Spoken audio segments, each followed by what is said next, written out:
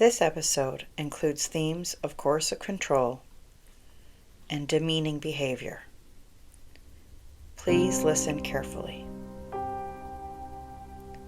Hi, and welcome back to After the Quiet. This is episode 38. My daughter's first birthday should have been a happy day. Family and friends gathered around.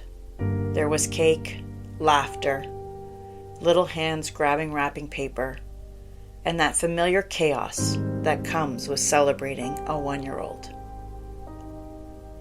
But underneath all of that, I was carrying a quiet sadness. Because her first birthday meant something else too. It meant my maternity leave was ending. I had spent the year at home with her. Those long days that are exhausting and beautiful, lonely and magical, all at once. The kind of year where you measure time in naps, feedings, and first milestones. And now, it was over. I also knew something else in that moment. She would be my last baby. There would be no more maternity leaves. No more first birthdays like this one. And that realization hit me harder than I expected. I remember looking at her that day and feeling this mixture of gratitude and grief all at the same time. So thankful for my kids, but also mourning the end of that chapter of my life. Going back to work felt heavy, but there was a bright light in all of it. My sister. My sister had decided to take a leave from work, and she offered to watch my daughter for the final 4 months of the school year. I could not have been luckier. My sister is the kindest, most patient person on earth. She has always been that way. The kind of person who naturally takes care of people, who shows up without being asked, who makes life feel lighter just by being around. At that time, she didn't have kids of her own yet, but she loved children. And she loved mine like they were hers. Every morning, she drove to my house and spent the day caring for my daughter. When my boys came home from school, she would have snacks waiting for them, and she would plan scavenger hunts around the house.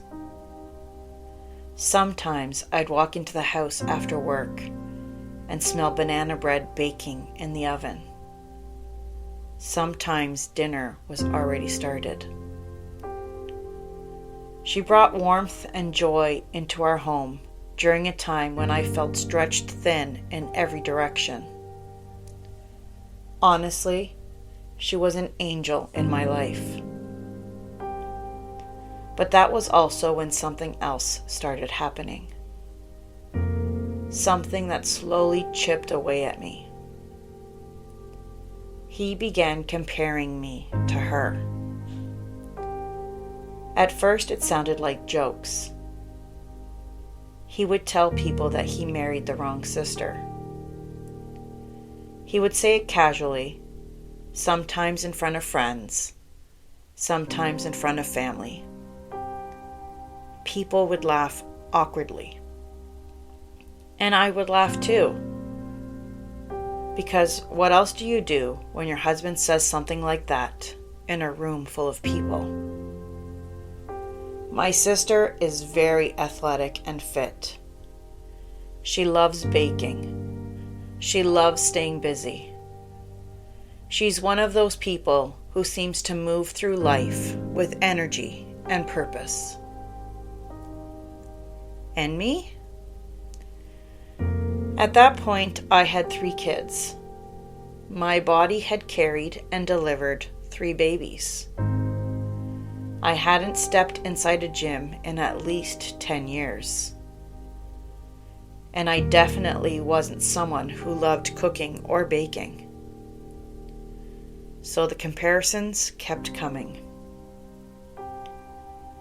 He would say things like I must have been switched at birth, or that he should have waited for my sister, or that somehow he ended up with the wrong one. Each time it was framed as a joke. But jokes have a way of landing somewhere deep, especially when you're already tired, already insecure, already wondering if you're doing enough. I started to feel like something was wrong with me. Like maybe I really wasn't enough. And the hardest part was that the person I was being compared to was someone I loved deeply. Because everything he said about my sister being amazing, that part was true. She is amazing. She is kind and generous and thoughtful and strong. I truly wouldn't be where I am today without her. She has been my rock through so many seasons of my life. But hearing my husband praise her while putting me down at the same time, that hurt in a way that's hard to describe. It made me question everything.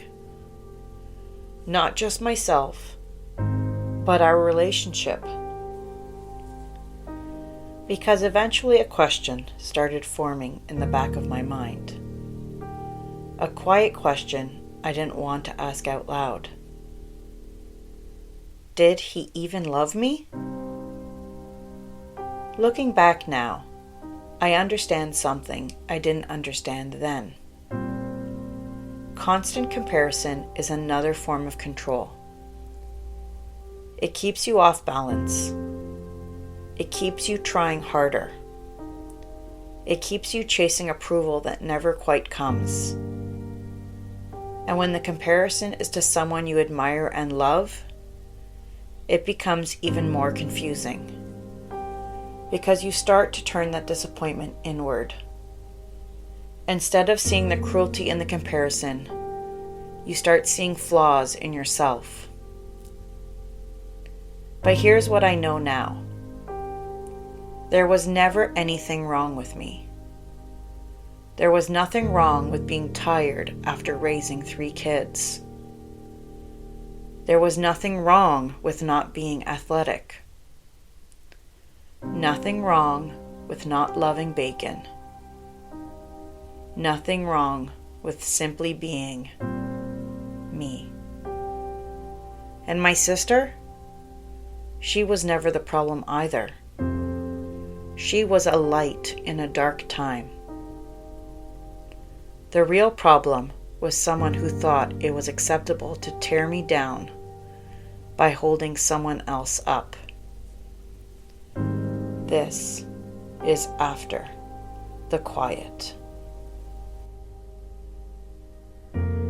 Please remember to subscribe to this podcast and share it with others who might need to hear my story.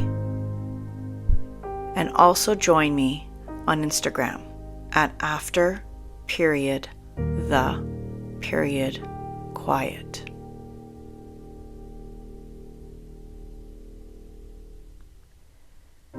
If you recognize parts of my story in your own, please reach out to someone who can give you support, or look for that support in your community.